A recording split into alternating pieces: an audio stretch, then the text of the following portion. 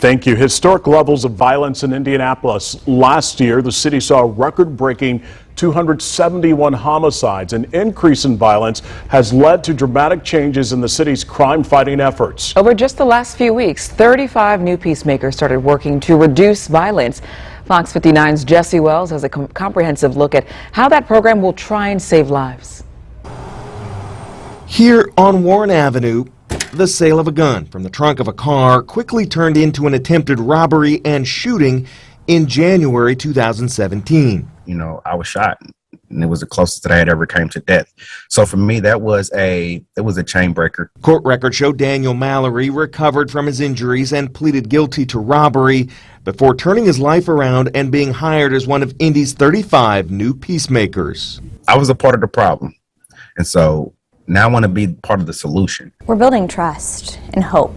The new peacemakers are not being paid for by the City County Council. Instead, they're being funded using $37 million from the American Rescue Act over the next 3 years.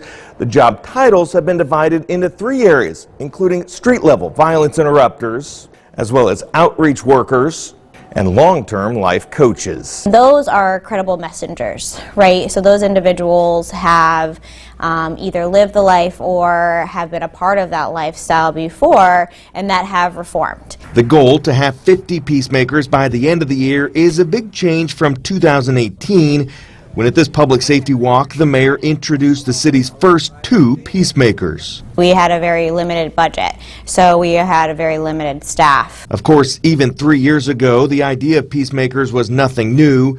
The Indianapolis 10-Point Coalition began using ex-offenders as outreach workers in hotspot neighborhoods as far back as 1999. Cities that have what we call boots on the ground, street intervention initiatives do a better job of reducing violence. While Reverend Harrison's group currently receives only a fraction of the funding they saw in years past, he tells me he supports the city's expanded efforts. The more peacemakers the city puts on the street, if they're very strategic about it, I think it will help. We've learned the new peacemakers will be paid between $51,000 and $58,000 a year and were trained by the National Institute for Criminal Justice Reform, which also helped develop Indy's violence reduction strategy. It's really about developing a trusting and positive relationship.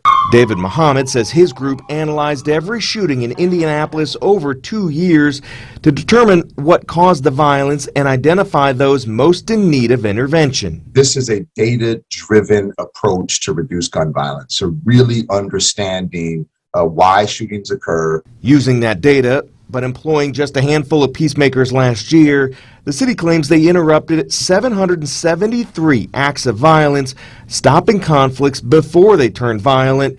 After doing some digging on those numbers, I'm told last year the city tracked those interruptions by paper.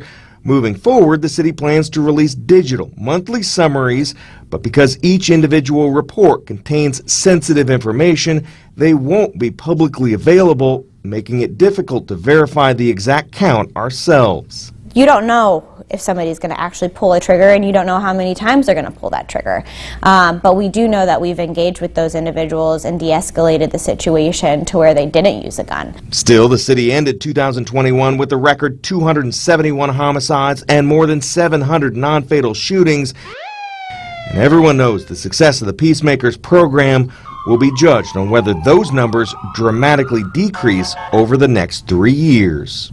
Jesse Wells, Fox 59 News. Jesse, thank you. The program did run into an early stumble when one of the new violence interrupters, Jeff Walker, was arrested and charged last month with unlawful possession of a firearm and drug-related charges. Experts say there will likely be future variants of the coronavirus.